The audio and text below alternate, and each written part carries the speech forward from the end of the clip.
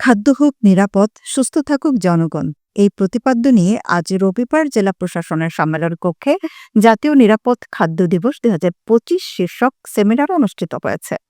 জেলা প্রশাসনের সহযোগিতায় বাংলাদেশ নিরাপদ খাদ্য কর্তৃপক্ষের আয়োজনে আজ রবিবার সকাল ১০টায় মাগুরা জেলা প্রশাসকের সম্মেলন কক্ষে জেলা নিরাপদ খাদ্য কর্তৃপক্ষ আয়োজিত সেমিনারে মাগুরা জেলা প্রশাসকের সভাপতিত্বে মোহাম্মদ ওহিদুল ইসলাম এর সভাপতিত্বে নিরাপদ খাদ্য বাস্তবায়নে নানা সুপারিশ তুলে ধরে আলোচনা করেন মাগুরার অতিরিক্ত জেলা প্রশাসক রাজস্ব মোহাম্মদ মাহবুবুল হক, সিভিল সার্জন শামীম কবির, অতিরিক্ত পুলিশ সুপার প্রশাসন ও অর্থ এএসএম মুক্তারুজ্জামান, প্রেস ক্লাবের সাধারণ সম্পাদক শফিকুল ইসলাম শফিক প্রমুখ।